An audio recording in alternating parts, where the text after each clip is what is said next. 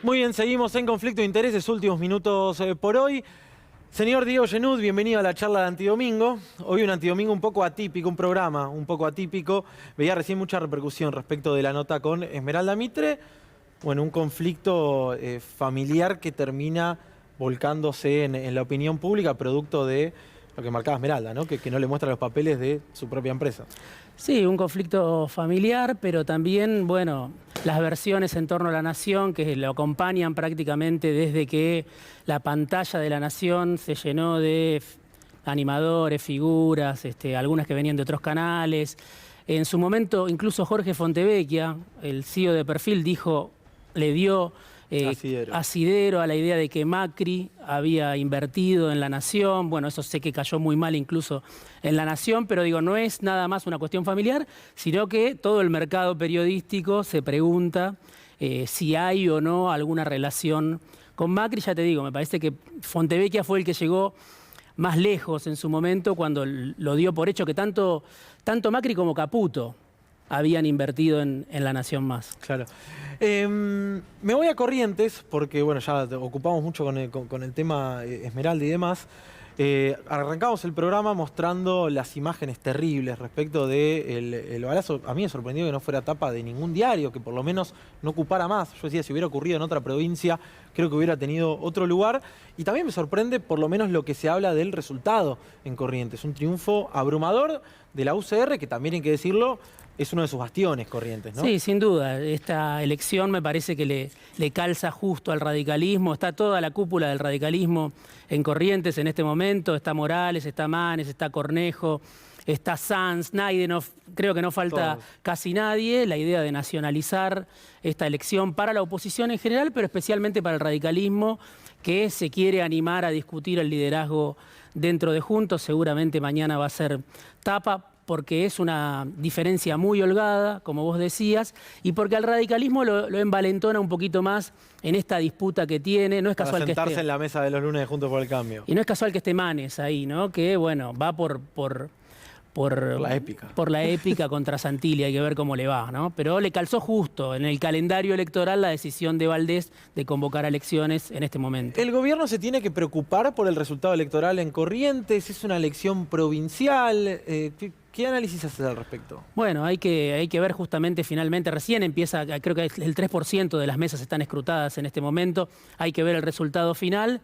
Pero sí, sin duda, es una provincia radical, históricamente radical, pero yo creo que el gobierno va a tener que prestar atención, no solo a la diferencia en esta provincia, sino también a la participación electoral. ¿Cuánta gente va a votar en estas elecciones, no?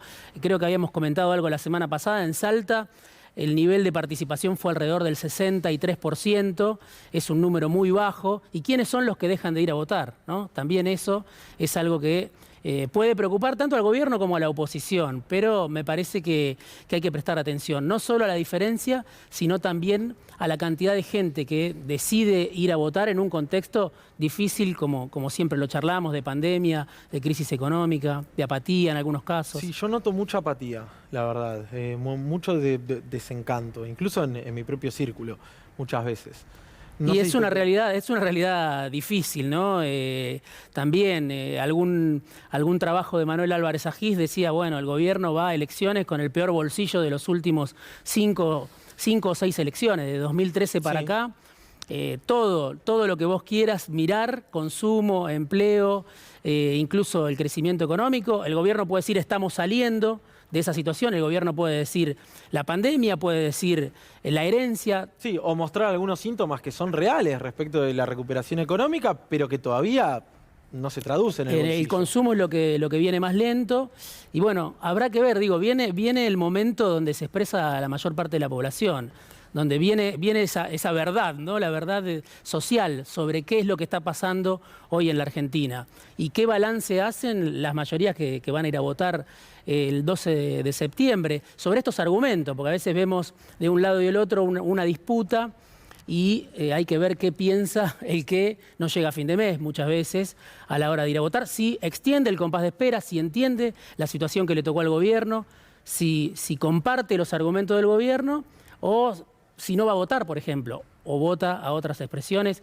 Eso lo vamos a tener más claro, me parece, en 2 semanas. Claro.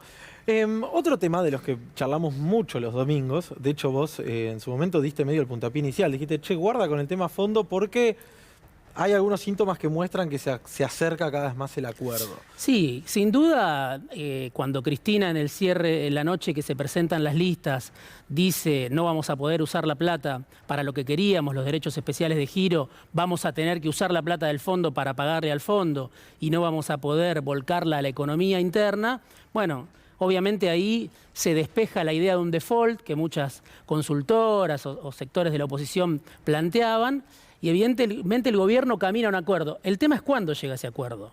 ¿Y cuándo conviene que llegue? Bueno, sin duda, dentro del Frente de Todos se discutió mucho sobre la inconveniencia de hacer campaña de la mano del fondo. Y por eso este acuerdo se demoró hasta hoy.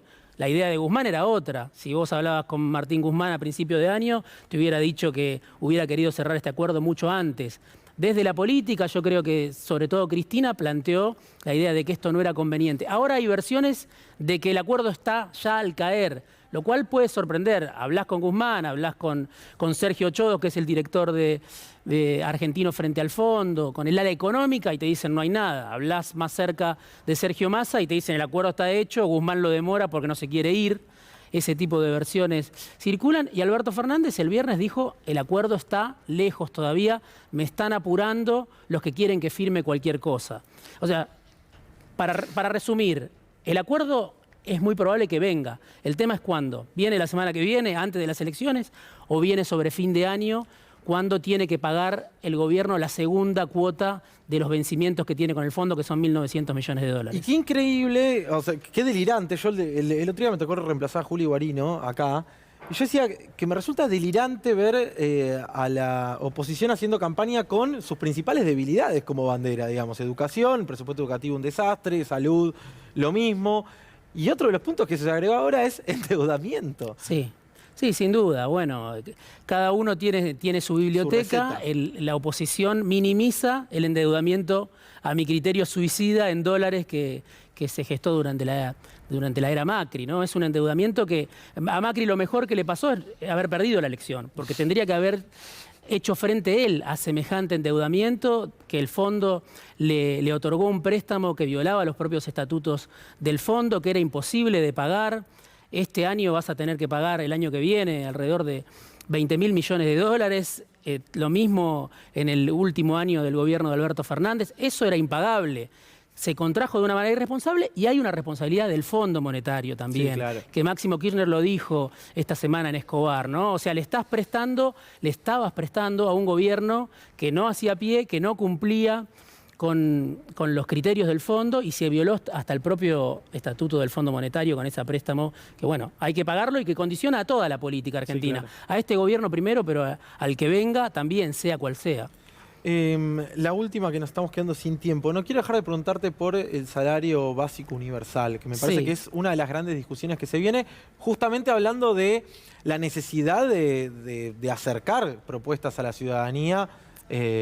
Bueno, que tan alejada se siente la política en algunos casos. Sin duda, y además casi como reverso de esto del fondo, ¿no? Hay una deuda monumental externa que hay que pagar y también tenés, podemos decir, una deuda interna con los sectores más golpeados que vienen perdiendo ingresos hace muchos años. Bueno, ¿qué salida se le va a dar a esos sectores? ¿Es simplemente la recuperación económica? Hay un debate muy fuerte, social, creo yo, en el Frente de Todos también. Algunos en el kirchnerismo, lo dijo acá Andrés Larroque el otro día en la entrevista que le hicieron, donde vos también le preguntaste. Larroque dice, bueno, estamos discutiendo qué hacemos en el mientras tanto con esos sectores que o se cayeron del mapa, no los que reciben la UH, sino hay una porción de la sociedad, los que recibieron el IFE. Sí, o que ya se había caído del mapa en los últimos 4 años y se alegró la pandemia, obviamente. Totalmente. Pero hay una porción, la que recibió el IFE, que hoy no está recibiendo nada y este año no recibió nada. ¿Qué se hace con eso? Bueno, hay una propuesta de los movimientos sociales, muchos identificados con el gobierno, que es el salario básico universal. Se está discutiendo y se está discutiendo a un nivel muy alto en el gobierno. Si sale o no, habrá que verlo, pero sería una señal en otro sentido, más preocupada por la gente que vive de un ingreso sin pesos y hace malabares para llegar a fin de mes. Una y una. Diego Genud me dio el pie exacto, porque ¿sabe quién viene a Hagan Algo? Andrés Larroque. Bueno, así ahí que lo tenés. quédense en la continuidad. Ya está, Iván Jagroski con un azul eléctrico que va a dar mucho que hablar. Se quedan con él en la continuidad de C5N haciendo Hagan Algo. Gracias, Diego. Muchas gracias a todos por elegirnos, por habernos acompañado hoy. Nos reencontramos el próximo domingo. Que tengan una excelente semana. Adiós.